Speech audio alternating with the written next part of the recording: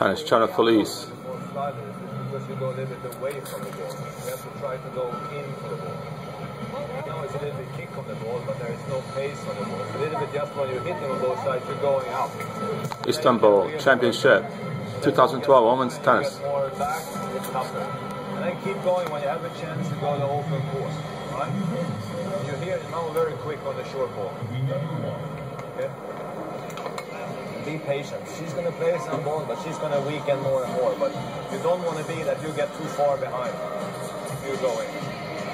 That's how you're hurting her. It's like 1-2 shots, and you try to go. Some points get longer, but you not just play the ball back. Right?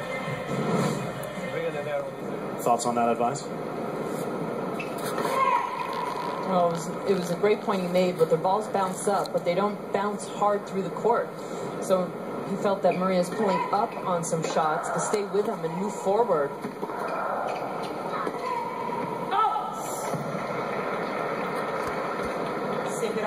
And it's just an adjustment that you make, because Errani's shots are much different from most other players on tour. They have more spin, so they bounce up.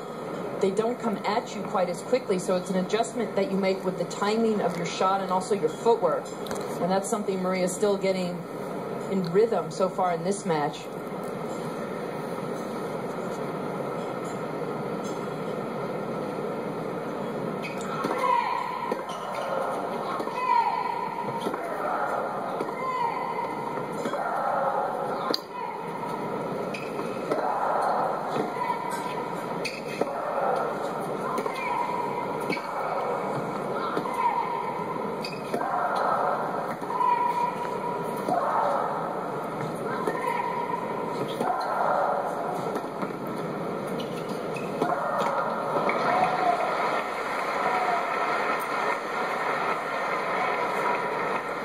Your opponent's ball kicks up, Lindsay, there are two things you can do, right? You can move back, or you can come in and take it on the rise.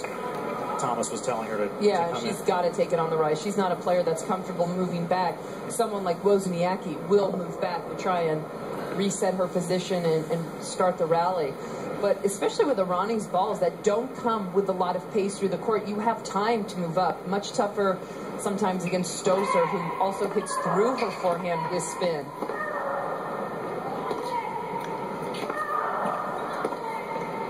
The most important thing to do is to move it a diagonal against Errani. Try and cut the timing off that way. And I think Maria's record is still intact of all the matches we've ever done where she's received a coaching visit. She has still never said a word in response to any of her coaches. She's well aware that he's mic'd and that people are watching and listening in. She's very aware of that and very, not concerned, but doesn't want to give away a lot of her mental psyche in matches. Massive backhand. Another challenge from Errani.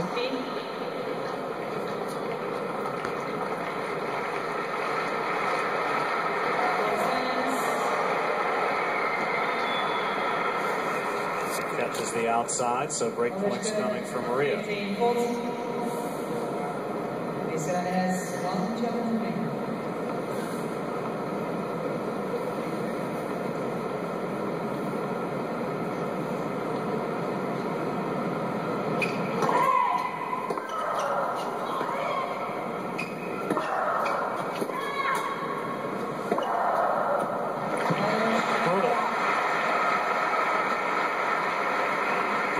To Sharapova.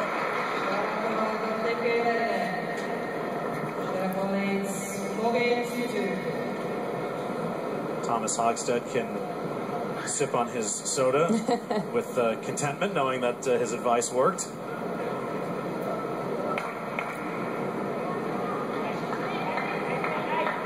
We mentioned her failure, Errani, against the top 5, 0-21 lifetime.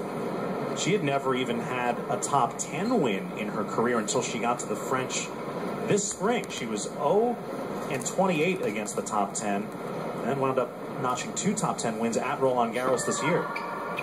And are those her only top 10 wins of the year? I have to follow that up. Thank you. Sorry, stand by. I know you have it there somewhere.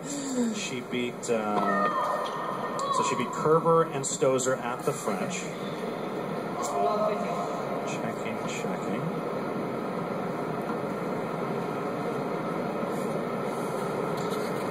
She beat Bartoli in New Haven, but I have to check because Bartoli was right on that 10-11 line for part of the summer. She beat Kerber at the U.S. Open, so there was another top 10 win for her. And she beat Bartoli in Tokyo when she was number 10. So at least 4, maybe 5 this year.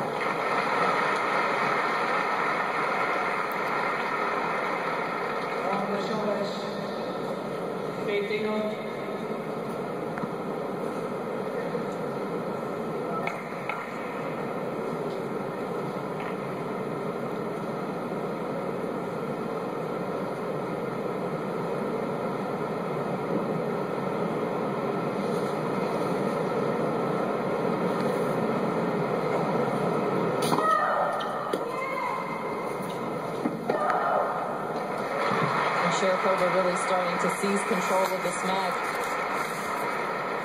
First 5 or 6 games, so competitive and so close. But now Sharapova seems more comfortable with the shots Errani's throwing her way, also getting in better position, getting more shots inside the baseline, and that makes a huge difference for Maria.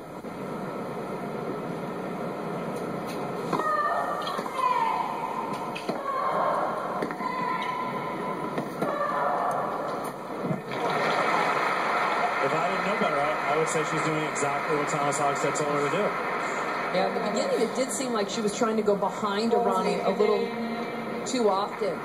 And now really just going for her natural shots, which is changing direction, hitting the open court.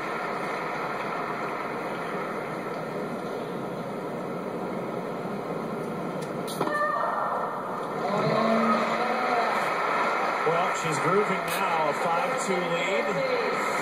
And back in her happy place, Sharapova game away from the